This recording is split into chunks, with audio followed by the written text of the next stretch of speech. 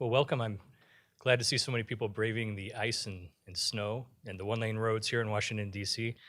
And want to just, on behalf of Napa Institute, thank the CIC for co-hosting this with us. Our Napa Nights, we try to do quarterly events here in Washington, D.C., as well as in New York City, and really try to bring people together around some of these important topics.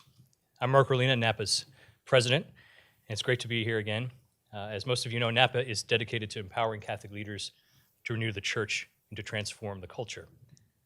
Our work is built on the pillars of formation, liturgy, and community. And tonight, we're truly blessed to have Archbishop Timothy Broglio to join us as our speaker. Before I introduce His Excellency for his remarks, just a few notes about some of the things going on at Napa Institute. Planning for our summer events is well underway. Our flagship summer conference this year is on the 250th anniversary of our country, and we already have a great lineup that includes Monsignor Shea, Larry Arnn, and Scott Hahn, and we're about to announce some additional top-notch speakers here in the coming days, so please stay tuned. Our summer conference will be preceded by our second annual Arts Festival. Actor David Henry is now the chair of the festival, and we're excited for a big special screening. You'll hear more about some celebrity judges who will judge a pitch contest for some rising artists, and a gathering of creatives who want to transform the culture with beauty. We hope you can join us July 20th to the 26th in the beautiful Napa Valley in California. We've got a lot more going on, including always on the Columbus Day week. On the Tuesday, we have our procession in New York City, and we hope you can join us for that. And then our next day, Faith and Business Conference on that Wednesday. And we always draw in incredible amounts of people, about 5,000 people for the procession. Really something to behold going through Midtown Manhattan. If you haven't joined us, it is something to take part. And then on Faith and Business Conference, we're going to be focusing on renewing America's cities, ways that we can really bring our faith and culture to renewing these places of power. And now, I'm truly happy to introduce Archbishop Timothy Broglio. Archbishop is an incredibly accomplished leader in the church. Born in Ohio, he earned his Bachelor of Arts in Classics at Boston College, as well as an STB in Theology and a doctorate in Canon Law from the Pontifical Gregorian University in Rome. Archbishop Broglio was ordained to the priesthood for the Diocese of Cleveland in 1977, and was an associate pastor and college lecturer in those early years. He took a diplomatic route and served as secretary of the Apostolic Nunciatures in the Ivory Coast and in Paraguay. From 1990 to 2001, Archbishop Broglio was chief of cabinet to Angelo Cardinal Sodano and was Secretary of State to Secretary of State to Pope John Paul II, and he served as desk officer for Central America. In February 2001, Archbishop was named Apostolic Nuncio to the Dominican Republic and Apostolic Delegate to Puerto Rico. He was ordained as an Archbishop by St. John Paul II in 2001. In 2007, Archbishop was named the fourth Archbishop of the Military Services USA and was installed in 2008. The Archdiocese for Military Services, for those who don't know, is responsible for providing pastoral care to Catholics in the United States Armed Forces, those enrolled in the U.S. military academies, undergoing treatment at any of the 153 Department of Veterans Affairs medical centers in the U.S., Puerto Rico, and Guam, those working in civilian jobs for the federal government beyond U.S. borders, and the families of these populations. Archbishop Broglio's service extends to many other fronts. He just finished his stint as president of the United States Conference of Catholic Bishops. We won't ask if he's happy to have that duty passed. And he served in numerous posts at the USCCB, including secretary of the conference, chairman of the Committee on International Justice and Peace, chairman of the Canonical Affairs and Church Governance Committee, and of the Task Force for the 2013 Special Assembly, along with numerous other committees. He is a trustee and chancellor of the Catholic International University, a member of the board of directors of the National Catholic Bioethics Center, and is chairman of the Communications Committee for the Basilica of the National Shrine of the Immaculate Conception. And the list goes on. Tonight, Archbishop will speak to us about military chaplaincy, current realities, and ideas for reform. And I know as I heard Pete Hegseth talk about some of these things that they're looking at doing. I had no idea, what was good, what were things we needed to pay attention to as Catholics. So we're glad to have him here to talk to us about those things. So please welcome Archbishop Broglio.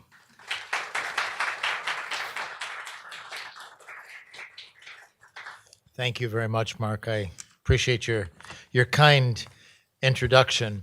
And I always think it's good to situate the chaplaincy in the context of the United States, because it's actually it's a little bit older than the country. So the first thing that George Washington did when he accepted the commission from the Continental Congress in 1775 was to go back the next day and ask for money to have chaplains.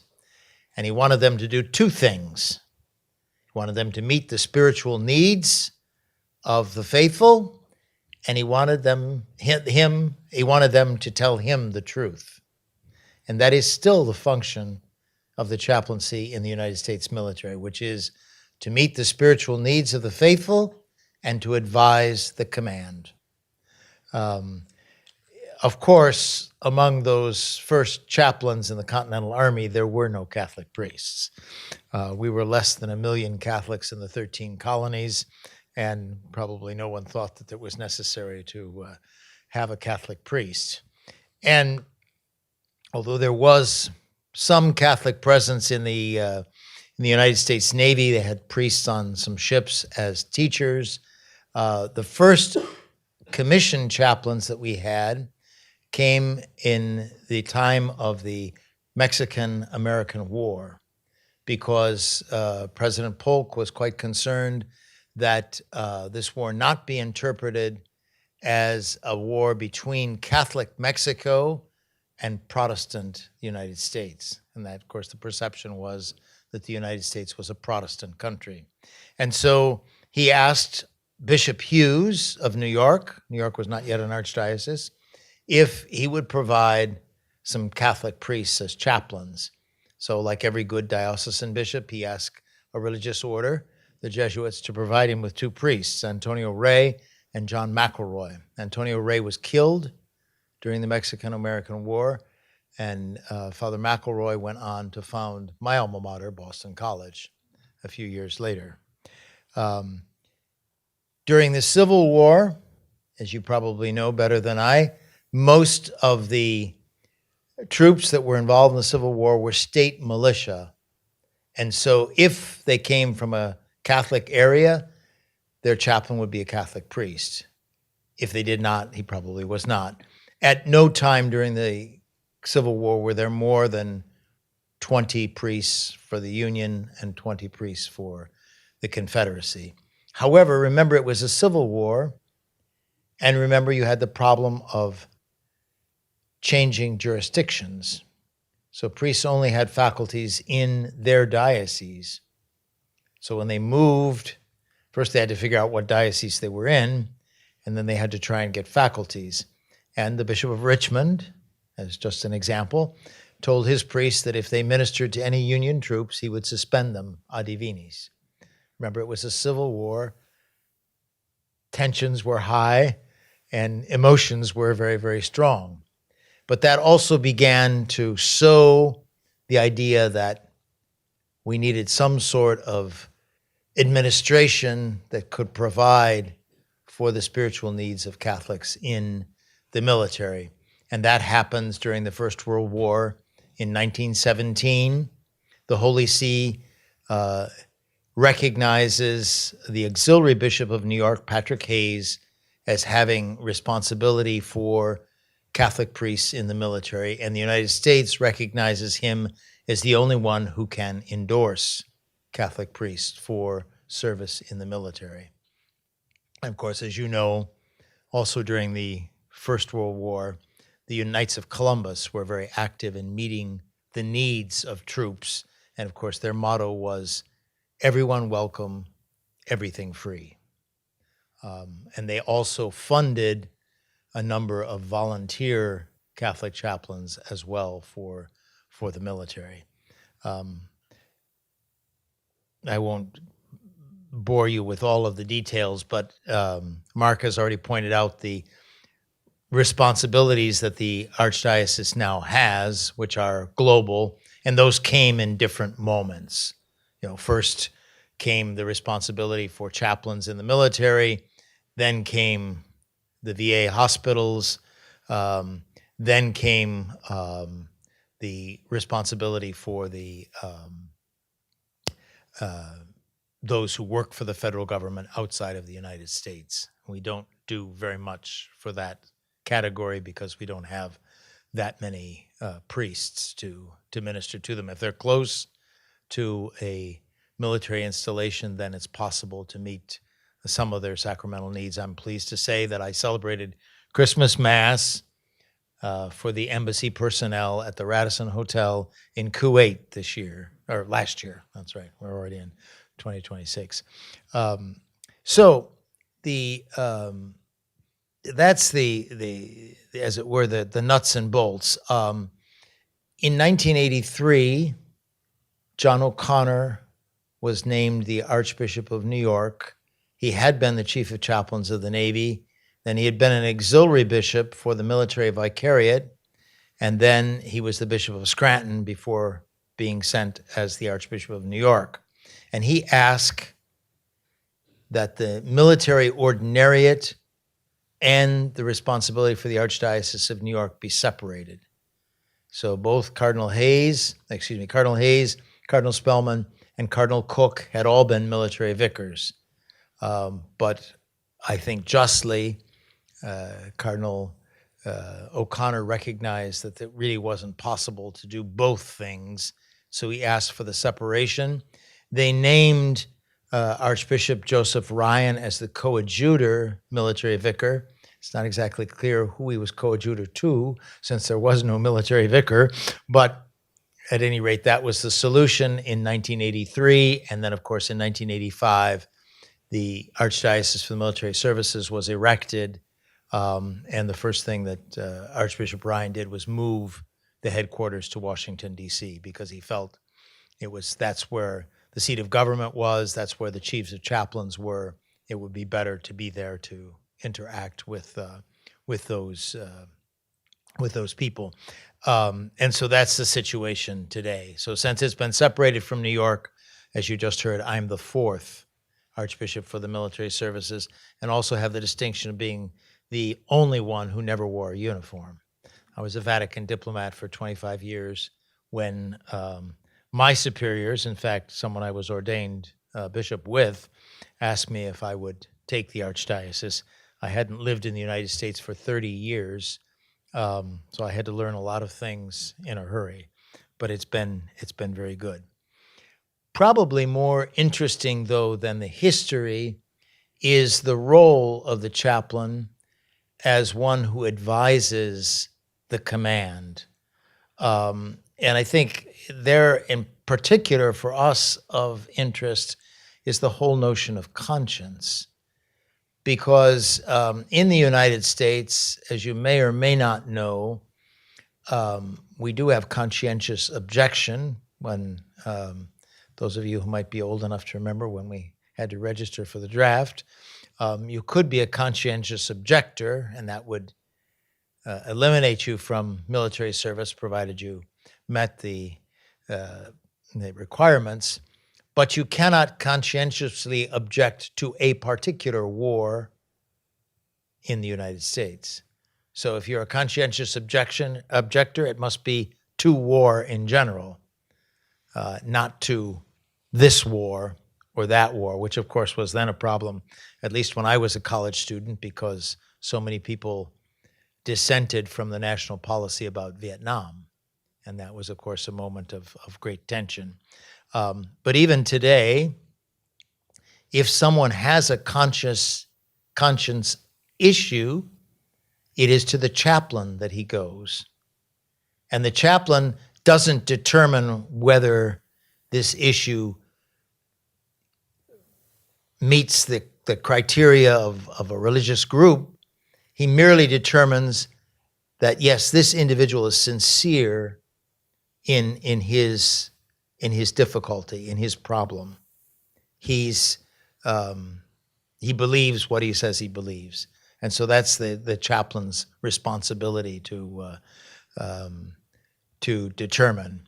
Now, I was talking to one of my chaplains over Christmas, and he said he does ask them when they say that they're Norse pagans, because they probably want to have facial hair.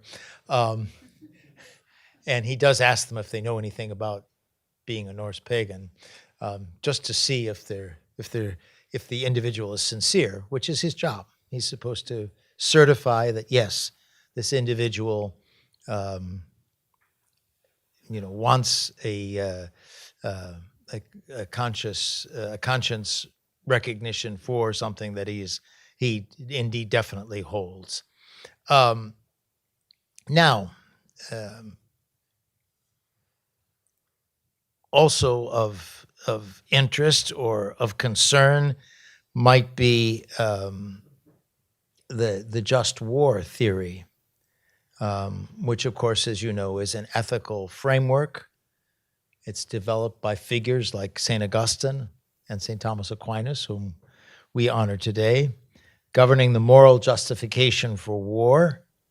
And it's split into three general main areas: the jus ad bellum, the criteria to start a war; the jus in bello, conduct during a war; and jus post bellum, which is justice after the war. And it dictates that conflict must be a last resort, declared by a proper authority for a just cause, such as self-defense, with a reasonable chance of success and proportional force. Now, that's, I think, useful particularly in the chaplain's responsibility in advising, not advising individual soldiers, obviously, but certainly advising those who are commanders, because he might be able to have some effect there. And certainly there are instances where that has taken place. Now, the chaplaincy certainly also faces certain issues when faced with the political realities of contemporary times. Just to give you some concrete examples, in the late 1990s, we had a situation where partial birth abortion was being promoted throughout the United States, and the church responded with a postcard campaign. And a priest of this very archdiocese, who was a military chaplain, invited his faithful at a mass on a military installation to send in the postcards. And the Air Force tried to stop him. And so he took the step of suing the Air Force, and he won. Case is Rigdon versus Perry. And the Supreme Court determined that what happens in a religious setting, that's religious education or a religious service, does not depend on the military. It depends on that religious body. In other words, what happens in a Catholic chapel or in a chapel during Catholic Mass or during Catholic religious education is my business and not that of the command. And that has been established in law. However, these battles always have little repercussions. Fast forward about 15 years, and we had the Affordable Care Act, which had some provisions which were certainly contrary to Catholic teaching. And all of the bishops in the United States agreed to to invite their faithful to, or better yet, to read a letter in all of the churches about this act. And in the United States Army, the chief of chaplains, who was a Catholic priest, had someone in his office tell the Catholic chaplains that they were not to read this letter, which was a very, very difficult situation, and actually in violation of the law of the land. More recently, we've had the difficulties with the past administration and the attempts to introduce abortion, gender transitioning, and so forth into the military and into the VA. And that was, of course, the first time that government funds were being used for those procedures. And I tried, at least to the extent that I could, to do two things. One, to urge the government not to go down that road, but then also to try and protect Catholics in the military. It's very easy for me to protect the priests. So all I have to do, all they have to say is, my endorser won't let me do this. And it's over. End of discourse. But what about a faithful Catholic who's in a command position? It's much more difficult to protect him or her. Our solution at the time was to that they should try and send it up to another level. But what if there was a Catholic at the next level? That would be a problem as well. Now, recently, you probably all heard about the Secretary of War's declaration about the chaplaincy, and particularly about the Army handbook for the chaplaincy. There is a problem in the sense that, our priests who are chaplains have very clear ideas about what their responsibilities are. They know what a priest is supposed to do, and they understand the needs of Catholics in the military, very similar to the needs of Catholics anywhere else. However, particularly with the growth of either non-denominational or, for want of a better term, low church Protestant denominations, there's a tendency to look for things to do. And there was a tendency on the part of the chaplaincy, particularly in the Army, but also in the other branches as well, to reduce the chaplaincy to either, well, I facetiously say passing out lollipops, social work, or cheerleading, none of which is really the chaplain's job. And that was one of the things that filled the Army handbook for chaplains. I think you noticed that it mentioned God very few times, talked a lot more about socializing and smiling and so on and so forth, all of which are good things. But they're not really the role of a chaplain. And so certainly the Secretary of War definitely wants to return the chaplaincy to the responsibility for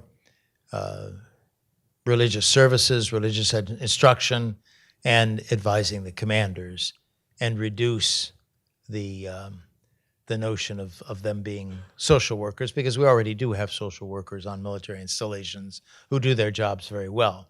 The chaplain, of course, has one attribute that is unique on a military installation. He is the only person, regardless of his denomination or her denomination, he is the only person on a military installation who never has to reveal who's come to see him or what they talked about.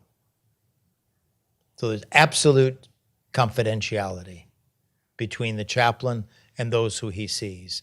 And even when there's been a tendency to try and water that down, it's been very, very firmly resisted, certainly on my part, but then also on the part of the chiefs of chaplains. There are three chaplain corps: the Army, the Navy, which also takes care of the Marine Corps and Coast Guard, and the Air Force, which also takes care of the Space Force. And so everybody falls into one of those.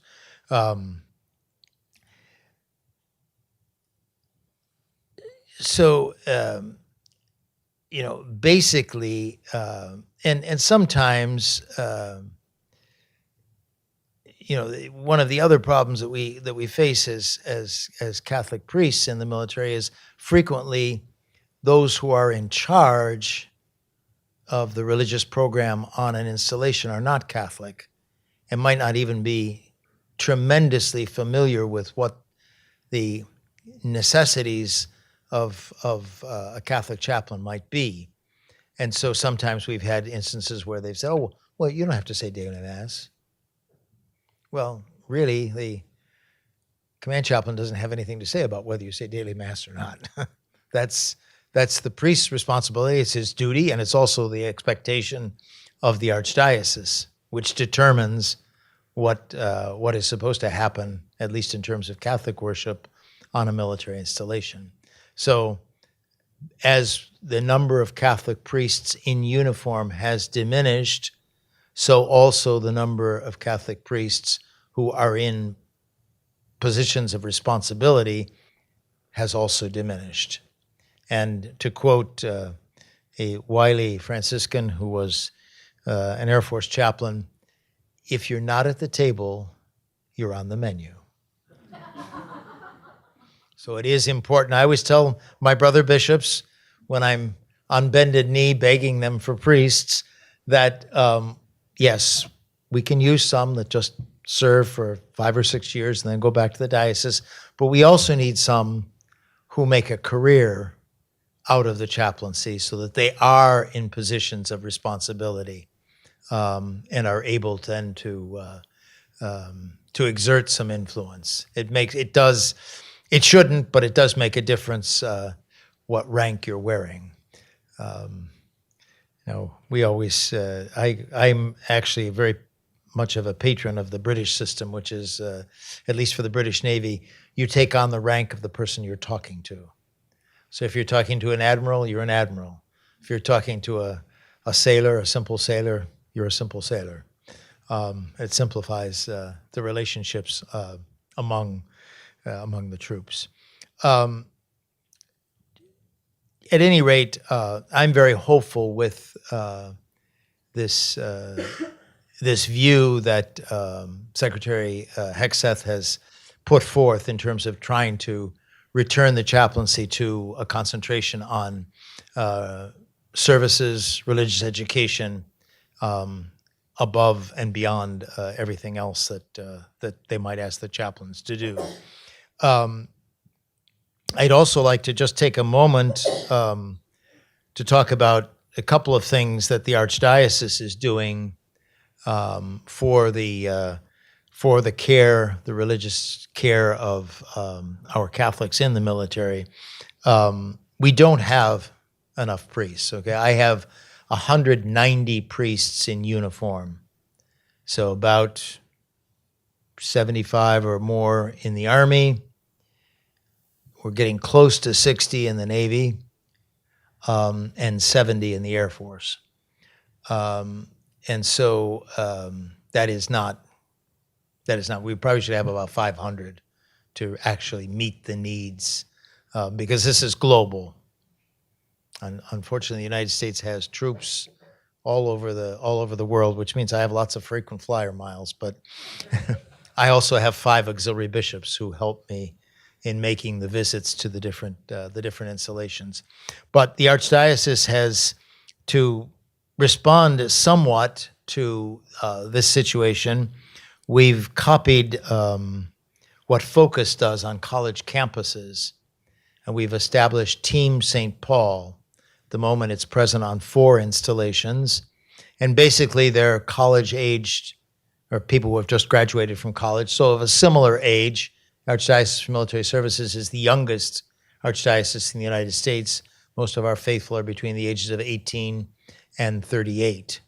So they're close to the ages of the men and women we're trying to reach. And basically, they just invite Catholics to practice their faith. So almost an extension of what happens in the chapel.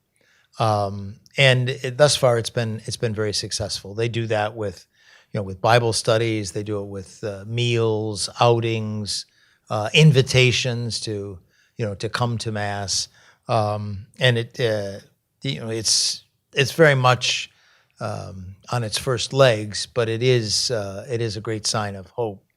As I said, we're on 4 installations, and hopefully that number will grow. That depends on 3 things: having more members, having priests who are willing, because if the chaplain is not interested in this, it's not going to happen, and then third, having installations that are willing to sign a memorandum of understanding, because obviously the member of Team St. Paul has to be able to get on the installation.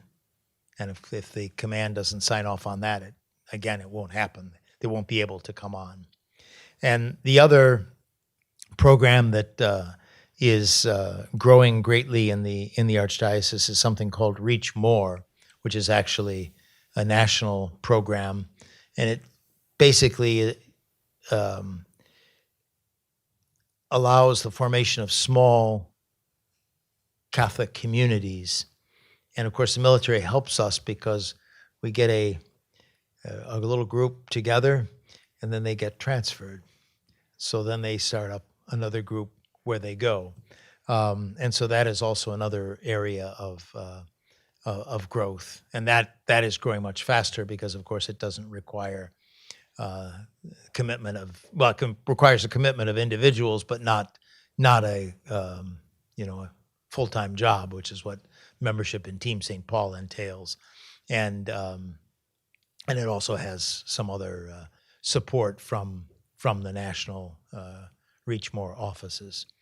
So those are ways we're trying to respond to the new challenges of the present time. You probably also do not know, but the Archdiocese for Military Services is the largest single source of priestly ordinations in the United States every year. So we get about 4 to 6% of those ordained who once wore a uniform, and then we get another 12 to sometimes 16% who came from families where either mom or dad was in the military. So I'm probably the only bishop in the United States who can stand in front of you and say that I think this past year we had 16% of those ordained who had some tie like that to the military. So that's a very positive sign. And when you think about it, it's perfectly logical. If you're exposed to a group of people who are, giving their lives and are devoted to something larger than themselves, they're willing to work in a hierarchical structure. It's not a big jump to the priesthood or to religious life. We also have some growth in religious life as well. So basically, there's probably much more that could be said, but I think I will stop there. I don't. Do you want questions or? Yes, we have a couple microphones coming in. Hold on one sec. Microphone. Great timing. So who has a question? Colleen will walk you so that the people who are tuning into the live stream will hear. This young man right here, and then maybe that young woman. Hello, thank you for coming in today. It's great to see you. I'm a soldier, so you've been on my radar for a little bit now, in the best way, I promise. That's good. Recently, we had to have a meeting with everyone in my battalion. The lawyer came, and it was about bipartisan politics, and he gave all of these examples about how, as soldiers, we're not allowed to talk about bipartisan politics at work. I noticed that all the examples you were giving were moral issues, and I raised that as well. Am I protected as a Catholic soldier to share where I stand on these moral issues that are also bipartisan? I would say yes, you are, because you're entitled to live your faith. That's a constitutional right. However, one should always be attentive because your command might interpret that differently than I did. But I mean, strictly speaking, yes, you are, because you're allowed to practice your faith in the military, and that's an aspect of practicing our faith. You're not allowed to proselytize, but you certainly are able to talk about your faith and also to live your faith. Hi, Thank you so much for coming tonight. And it's, I traveled all the way from Gaithersburg just to come here. Wow. Because I didn't grow up with members of my family that were part of the military, but moving into the area, in the DC area, many of my friends work in the military. As a matter of fact, they're deployed right now, whether it's in Australia or in the Middle East. Or so I have a lot of friends who are actually praying for the military. We pray for the military every single day. And so my question, because my work is in regards to like faith formation, especially for youth and young adults. So what is a typical path for someone to be a chaplain in the military? Is that, do you already, seek out people that are already priests or in their dioceses, or I'm not quite sure. So this is something like a question mark for me, because talking about promoting the vocations and, we do that. And I know how, but when it comes to like military chaplaincy, I know of two. One is in the Navy, one is in the Army. But they were already priests from their diocese, and then they wait until, I'm not sure if it was like 7 years or, but anyway, so I just wanted to ask that, because that will help me with, as I'm promoting vocations with the work that I do with the youth and young adults, how could we foster that and root that, help them to be deeply rooted that this is another option. Yeah, that's a very good question. And actually there are two direct routes into the chaplaincy for a Catholic priest. One is all of my priests are borrowed, okay? The only ones that are incarnated in the archdiocese are the bishops. So everyone else is borrowed either from a diocese or a religious order. So each of the branches, each of the chaplain corps has a recruiter. The Air Force actually has 3, and they try to interest priests in military service. So that's one avenue. Now, of course, that presumes that if they are interested and they are fit enough to, because of course they have to meet all of the requirements to be a chaplain, to be in the military, and it also presumes that their bishop or their religious superior will give them a release to come and serve in the archdiocese for either for a period of time or for an indefinite period of time. We also have a program called co-sponsorship, where we assume 1/2 of the formation costs of seminarians, and they make a commitment and their bishop makes a commitment that after they've been ordained for 3 years, they'll come on active duty for at least 5 years. And the Diocese of Arlington has been extremely generous. So we have 8 priests from Arlington right now on active duty, and most of them were co-sponsored. There were a couple that were not, but most of them were co-sponsored. Washington, D.C. has also been extremely generous with the Archdiocese in allowing priests to come and to serve. But that is, those are really the two avenues that exist. And it's it's obviously because there's a lot of need for priests and there's a shortage in general, you're always robbing from the poor to give to the poor. But bishops have tried to be as generous as they can be. Now, when Cardinal Spellman was in my job, he would just call up. He'd pick up the phone and he'd call a bishop and he would say, I want 2 priests from your diocese to serve in the Navy. If I tried that, you'd be able to hear the laughter without the benefit of the phone. So times have changed. Mary Claire Kendall. I'm wondering, given the fact that civilizationally we seem to be losing the battle, Tucker Carlson just did a wonderful documentary on losing Europe, and if that's inspiring or more interest in the Catholic Church amongst the military who are at the front lines of trying to preserve Western civilization. Well, it is true that OCIA is probably the largest program on most military installations. And I think that's also understandable because people, when confronted with particularly, we've just finished the longest period of war that the United States has ever known, and people in those situations begin to ask fundamental questions. And that frequently leads them to the church.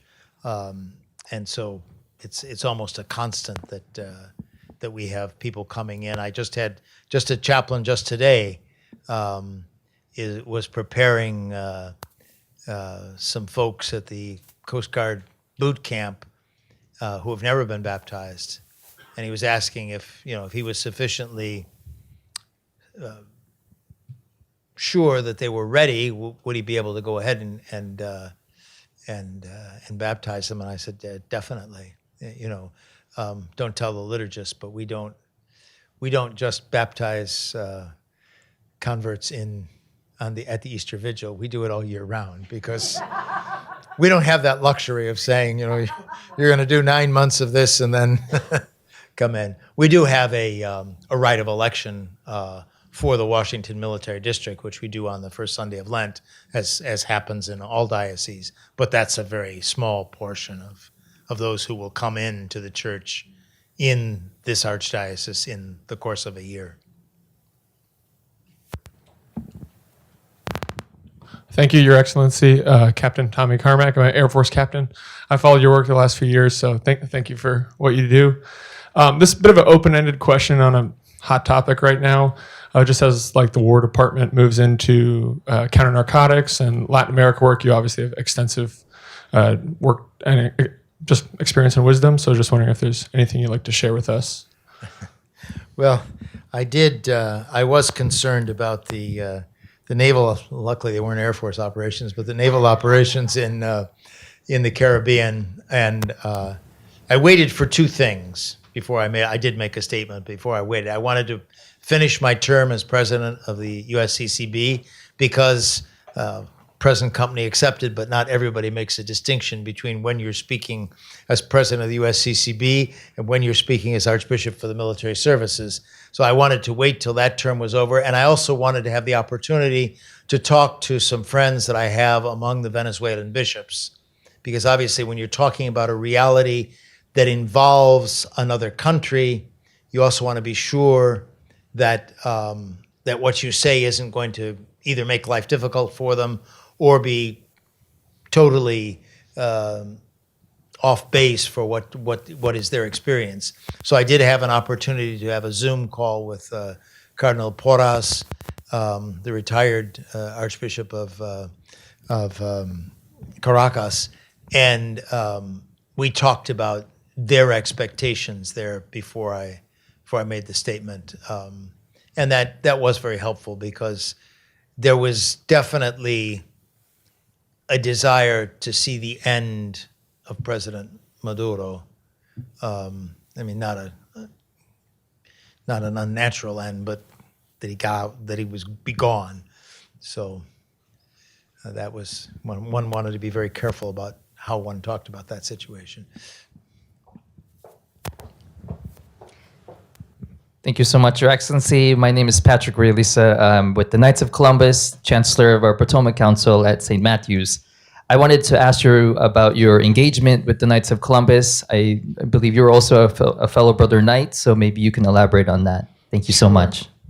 Sure. I became a knight rather late in life. I was already an archbishop, but it was, I still get my edition of Colombia in Spanish because I was originally brought in by the Knights in Puerto Rico. But at any rate, the Knights of Columbus have really been, the Archdiocese exists today and is on some financial good standing because of the Knights of Columbus. So they were the ones who loaned my predecessor the money to buy the headquarters, the Pastoral Center. They have also been very generous in supporting the co-sponsored seminarian program. But I think more importantly than that, in almost every installation, if there's not a council or a round table, there is a relationship with the council outside the gate. And so that's been a tremendous source of formation for men. It's been a tremendous source of also support for activities that the Catholic community might want to engage in. And it really has been tremendous. Now, probably for me, the most dramatic change, because obviously I'm old, but I wasn't alive during the Second World War, so I don't know what happened then, but I mean, I didn't experience what happened then. But certainly the Warriors to Lourdes. So when I came to the Archdiocese 18 years ago, we always sent a delegation to Lourdes, but it was basically people who were either assigned to England or to Germany or maybe Italy who would come to the international military pilgrimage. I don't know if you're aware of this, but since 1954, there has been an international military pilgrimage in the month of May to Lourdes. And it began as an attempt at rapprochement between the Germans and the French. And in fact, the first time they did it, the Germans were afraid to come into the town because they didn't know what sort of a welcome they would be. I mean, they had been the occupying power of France. And so this has grown from that to an international military pilgrimage. Last year, 17,000 people came to Lourdes. And so, as I said, we used to be very small players in this pilgrimage. With the involvement of the Knights of Columbus and with the ability to bring men and women who had been in the military and were seeking healing, either physical or spiritual or mental. You know, not everybody throws his or her crutches away in Lourdes, but there is always healing there. And so they've made it possible that we bring 200 to 300 people every year to this pilgrimage, and it has really made a tremendous difference. So I'm very grateful for the collaboration with my brother Knights. We have time for 2 more questions, so it'll be this lady right here, and then you go over there quickly. Hi, I just wanted to ask, and I think it was maybe a year and a half ago, and if it's not a good or comfortable question, but I worked with the Secretary of Defense at the time, and there was an issue about contracts that, and there may have been a political flavor involved there, but they weren't going to renew contracts. And I was wondering what the status of that is. And, you know, obviously it would have an impact on supporting the church or the archdiocese. So has that improved? Has it gone dormant? That's a great question. I'm glad you asked it. What happened is the Army, United States Army, decided that they would no longer fund contracts for religious education coordinators and pastoral coordinators, and that the chaplain's assistants were going to assume this responsibility, for which they have absolutely no training and no preparation to do. And so I wrote a pastoral letter complaining about this decision and basically asking that it be reversed. And there were a number of interventions. I did go to see the Secretary of the Army. I met with the Army Chief of Chaplains, but I always got the same responsibility that this was against the Anti-Deficiency Act, because actually chaplains' assistants were supposed to be doing this work, and you can't hire somebody for a civilian contract when there's already a person in uniform who's supposed to be fulfilling that function. The only difficulty with that argument is the people in uniform are absolutely incapable of fulfilling that function.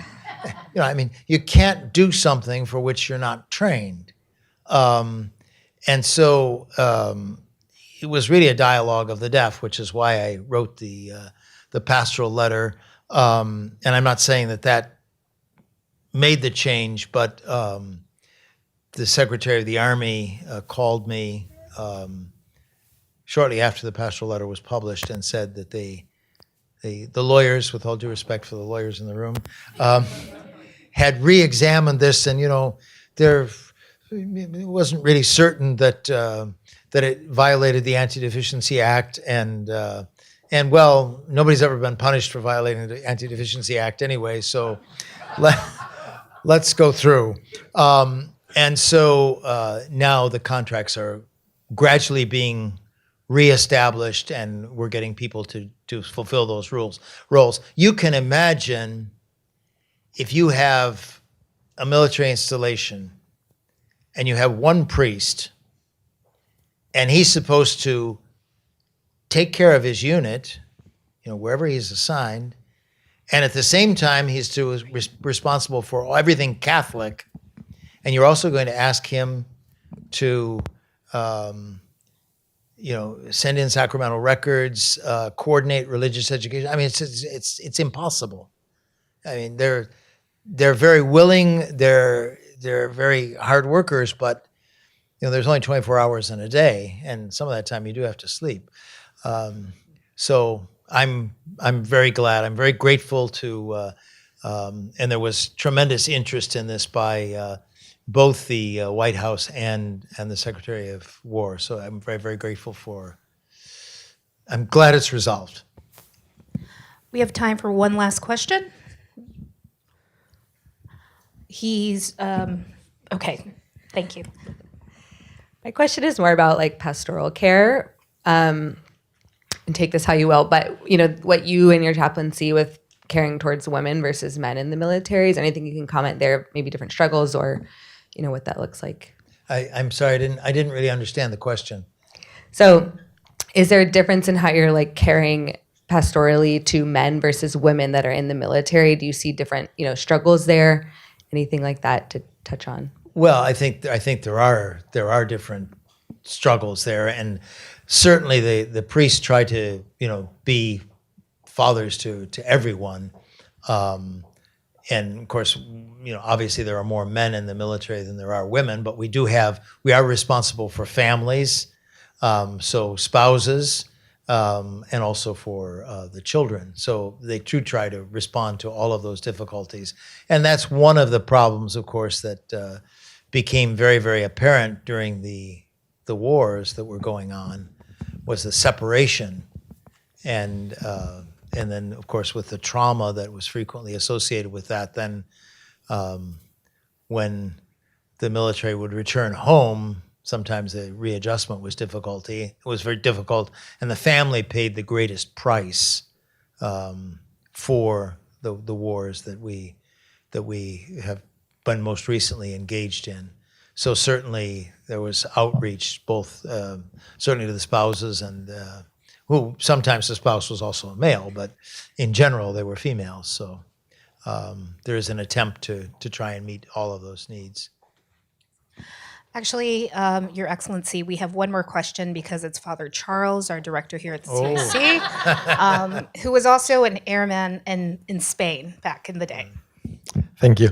So you mentioned that one of the roles of the chaplaincy or the chaplain is to advise the commander. Is that correct from the beginning?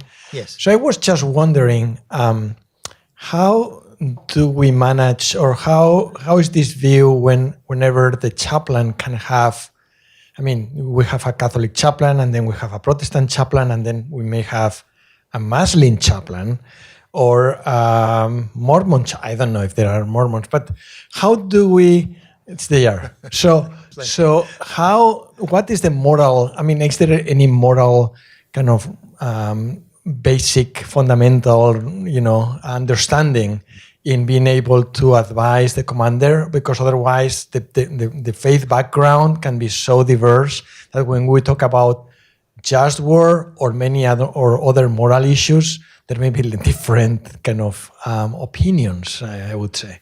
Well, and there certainly would be different opinions on some moral questions. Just war, of course, is something that is taught, certainly in the military academies, and I think in also all the officer training as well. However, and I'm going to talk about Catholic priests because that's obviously the reality that I know the best, and probably also because they're the best at this. Because I do not have a Catholic priest in uniform who, if he hangs up the uniform, doesn't have a job tomorrow. So he does not have the necessity to serve, which is very freeing. So a Catholic priest can easily knock on the commander's door and say, "Sir, may I talk to you for a moment?" Shut the door and counsel him. There's a very good example. It's one of the best examples I know. During the Iraq War, there was a Marine battalion that was going to land, and the commander was going to make a statement, of how strong they were, and they were in charge, and so on and so forth. And the chaplain, admittedly, he was in 06. He was a captain in the Navy, so he didn't have that much to lose. But he closed the door and he said, "Colonel, how about if we try to make friends instead of a show of force?" They're in the Middle East. Water is always a very precious commodity. Why don't we have the Marines pass out bottles of water? And the commander thought about it, and he agreed. And they did it, and of course they made a very, very positive impression, which they would not have done had the chaplain not intervened in that specific situation and offered his counsel as to what might be the better way to approach this this particular mission.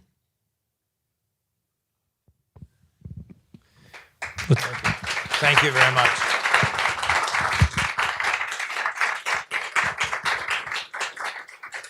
Thank you so much, Archbishop. I know I learned a lot. We're going to have now a reception till about 8 o'clock. There's some refreshments, some good wine out there for you to enjoy, and a chance to catch up with Archbishop a little bit out there. So thank you again for joining us.